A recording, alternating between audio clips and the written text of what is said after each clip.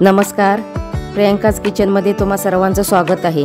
आज मी तुम्हाला रवा मँगो केक करून दाखवणार आहे। मी हा केक कढईमध्ये बनवून दाखवणार आहे। मैद्याचा वापर न करता हा केक करणार आहे। तर व्हिडिओ शेवटपर्यंत नक्की पहा आणि चॅनलला सबस्क्राइब करा।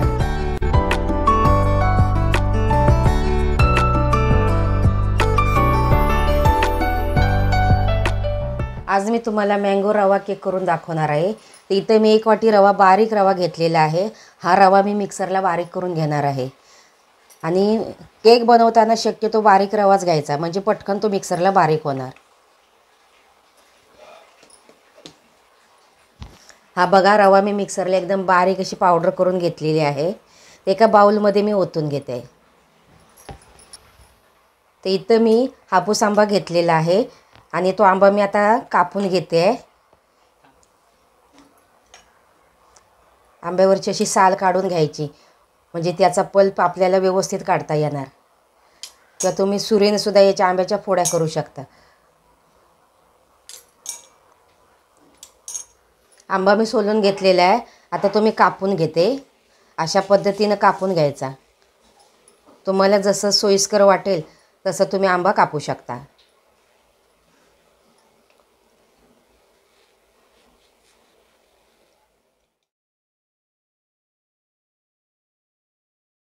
अशा बारीक फोड्या मी करून घेते, कारण ह्या बारीक फोड्या केल्यामुळे त्या मिक्सरला पटकन बारीक होणार।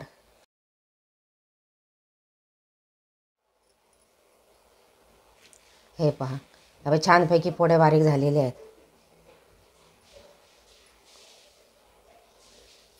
आंब्याचा साधारणतः अर्धा वाटी गर निघालेला आहे।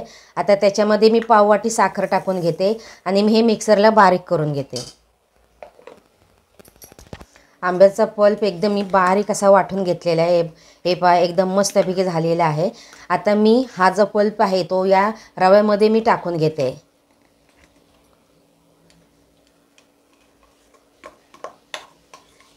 साखर सुद्धा एकदम बारीक झालेली आहे।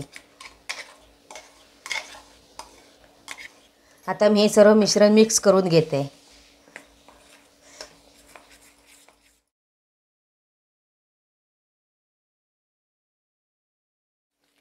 आंबा ह्या रव्यामध्ये पूर्णपणे मिक्स झालेला आहे। पण आता हे दूध जे मी घेतलं होतं साधारणतः पाव वाटी आहे, ते याच्यामध्ये मी ओतून घेते आणि पुन्हा मी मिक्स करून घेते। रवा असल्यामुळे तो रवा हे दूध शोषून घेणार। पूर्णपणे असं मिक्स करून घ्यायचं। कलरसुद्धा छान दिसतोय आंब्यामुळे। हे मिश्रण एकदम मिक्स झालेलं आहे। आता मी हे 5 मिनिटासाठी असं झाकून ठेवते। 5 मिनिटं झालेली आहेत। आता आपण मिश्रण चेक करूया। हे पहा, छानपैकी एकदम घट्ट झालेलं आहे। रव्याने सर्व दूध शोषून घेतलेलं आहे। आता याच्यामध्ये मी पुन्हा दूध ॲड करते आहे आणि इथं 2 चमचे मी तूप घेतलेले आहे वितळवून, ते ओतून घेते। हे सर्व मिश्रण आता मी मिक्स करून घेते।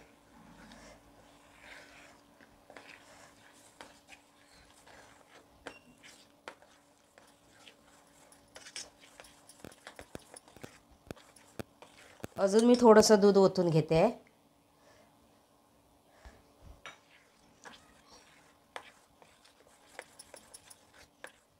शिल्लक राहिलेले सर्व दूध मी याच्यामध्ये ओतून घेऊन हे सर्व मिश्रण मी मिक्स केलेलं आहे।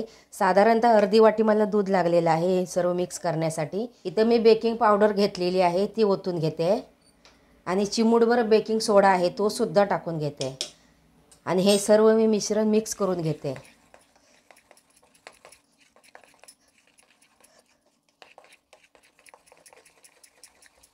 मिश्रण हे मिक्स झालं पाहिजे, म्हणजे बेकिंग सोडा बेकिंग पावडर पूर्णपणे मिक्स झाली पाहिजे। जर मिक्स नाही झाली तर मग त्याच्या गाठी राहतात आणि मग केकचा कलर बदलतो।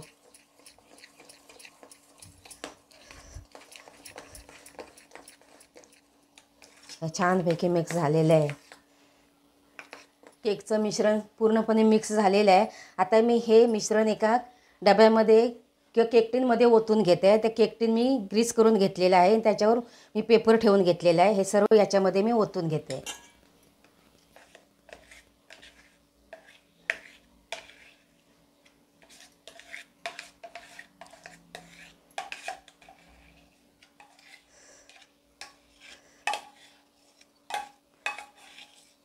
सर्व मिश्रण मी केक टिनमध्ये टाकून घेतलेलं आहे. थोडंसं आपण असं टॅप करून घ्यायचं, म्हणजे याच्यामध्ये हवं असेल तर ते निघून जाणार. आणि याच्यावर डेकोरेशनसाठी मी मनुके टाकून घेते. आणि इथं काजू मी बारीक तुकडे करून घेतलेले आहेत, ते टाकून घेते. तुम्ही तुमच्या आवडीनुसार कुठलेही ड्रायफ्रूट टाकू शकता. काजू आणि मनुके मी डेकोरेशनसाठी टाकून घेतलेले आहेत. आता आपण हा केक बेक करायला ठेवूया. तर हा केक मी आज तुम्हाला कढईमध्ये करून दाखवणार आहे. तर इथं कढई मी प्रीहीट करत ठेवलेली आहे. कढईच्या तळ्याशी मी मीठ टाकले, त्याच्यावरती मी स्टँड ठेवलेलं आहे. एकदम गरम असं उष्णता तयार झालेली आहे. आता हे मी झाकून ठेवते आणि जवळजवळ अर्धा तास तरी आपण असं झाकून ठेवायचं. अर्धा तास जराही खोलून पाहायचं नाही. आता आपण केक चेक करूया.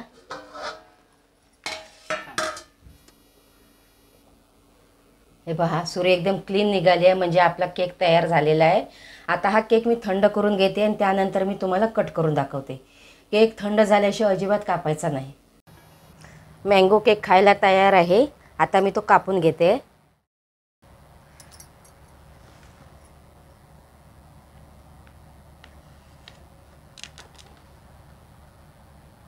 हे पहा, छानपैकी केक तयार आहे.